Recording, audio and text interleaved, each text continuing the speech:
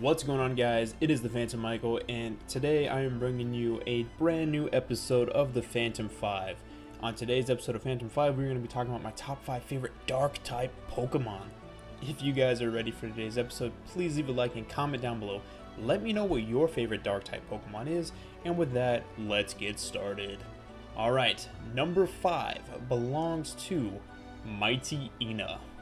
So yes, I did catch a Poochyena and a Zigzagoon on my first run through of Ruby until I realized that Poochyena is a good Pokemon, but I got wrecked fighting Brawly, so I was like, yeah, I'm gonna put you in the box because I kept Shroomish, Mudkip, and Zigzagoon because he was my HM slave. But yeah, so I boxed Poochyena, but I love the concept of a hyena Pokemon. I think that is absolutely wild. I wish they would make another hyena Pokemon. So I thought that was really cool. I love it when they base Pokemon off real live animals, so we get like that awesome reference. But yeah, Mighty Ina is a hyena, and I think it's awesome. So yeah, Mighty Ina takes this list because I did have a little bit of trouble with him in the Elite Four of Ruby, but Zangoose obviously swept house later on. So what are you gonna do? Anyway, but yeah, Mighty Ina definitely makes this list just because he's such a cool Pokemon. I really like Mighty Ina. I would love to have another Mighty Ina in any playthrough. So yeah. So yep, Mighty Ina takes number 5. Let's go over to number 4. Number 4 belongs to Zoroark. So yeah, through Unova, with the whole Zoroark thing, I thought that was cool as hell. I thought it was super rad. The entire Zoroark storyline. Yeah, and do you run into a Zoroark? Sure. Anyway, but yeah, just in his ability Imposter, he like transforms into people and other Pokemon. I think that's super clutch. But yeah, guys, Zoroark is a really cool Pokemon. I love that he's in Ultra Sun and Ultra Moon, and I love the little bit of like story that you get with it, you know, because you find out that Zora is actually protecting the children from all the ghost type Pokemon that hang around the school. So I thought that was super cool.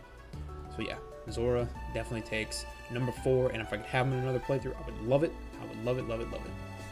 Alright, let's go over to number 3. Number 3 belongs to Absol. Gen 3 ran into an Absol off of, what is it called? The Tree Town? Fortree City? Yeah, ran into an Absol in the grass of Fortree City. Into the grass by Fortree City. And it was right next to where that Kecleon is, like the little stairs, you guys know. I ran into him right there. I was like, what the hell is this crazy Pokemon with a sword on its face? And I was like, this is wild. Caught it. Didn't have really good moves. So I was like, you're really cool, but you don't have a lot of good moves. So I put him in the box.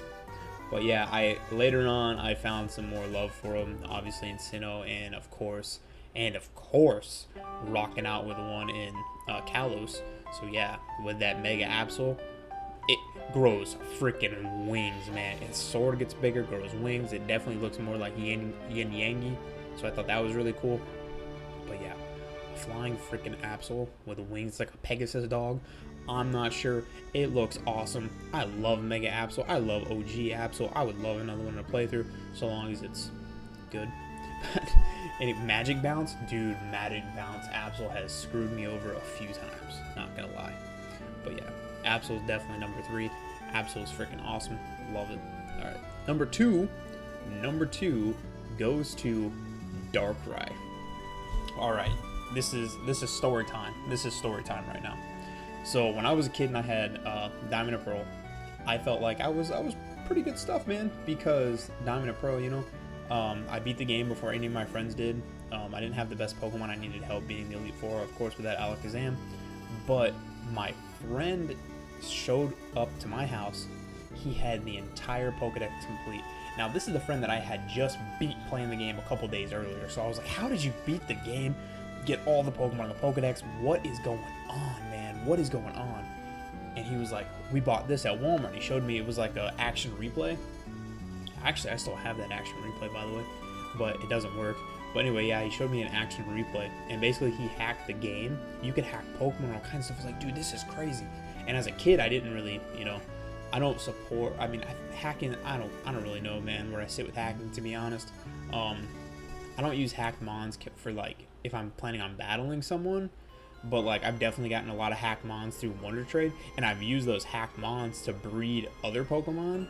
So I mean, I don't know, take it what you wish, but that's the truth. I do take hack Pokemon and I breed them, I guess, because I can tell they're hacked. Because we're gonna get a perfect IV shiny. I don't know what I had that was shiny. Anyway, I bred it all and took all the babies that didn't have perfect IVs, but I mean, hey, they were all right, and I like using them. So yeah, I don't use hack Pokemon for battles, but I definitely breed with hack Pokemon. So there you go. Anyway, back to Darkrai. He showed me that on his game he could walk through anywhere, like literally anywhere. He could go through doors that were locked. There's specifically a house in Sinnoh that the door is always locked. He walked through that house, and I was always wondering what was inside that house because it always says the door is locked. He walked through the house. There was nothing in the house. I don't know. There must be like something they have to wait for. But anyway, yeah, went into the house. Thought that was wild.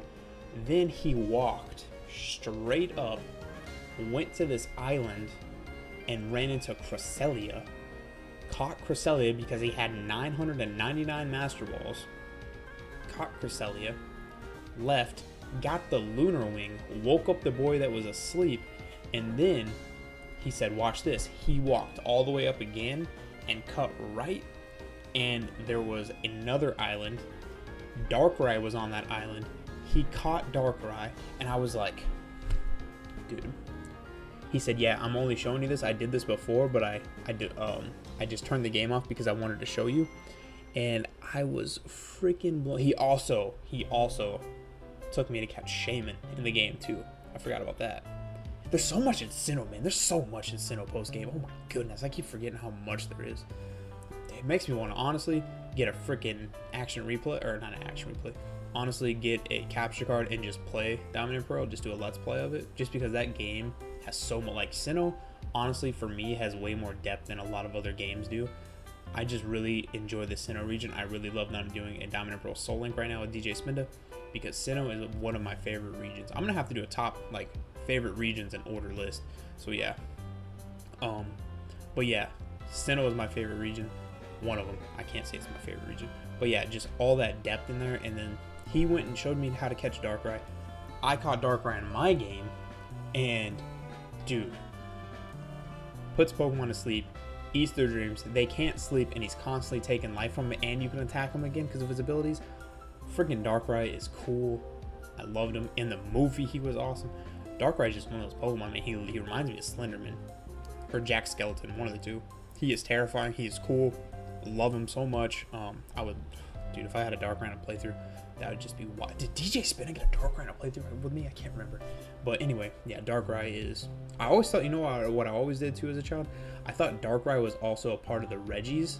I thought Darkrai was in that Reggie line, like maybe the fourth Reggie, because you get Regigigas in Sinnoh too, which is wild. But anyway, Darkrai too, man. Darkrai is awesome, and like obviously thinking of Darkrai for me opens up all those different memories, which I think is why I really like Darkrai, because he's like the focal point of all those different memories that I had as a kid. So yeah, Darkrai takes the cake for me as number 2. Let's go over to number 1. Number 1 is Umbreon.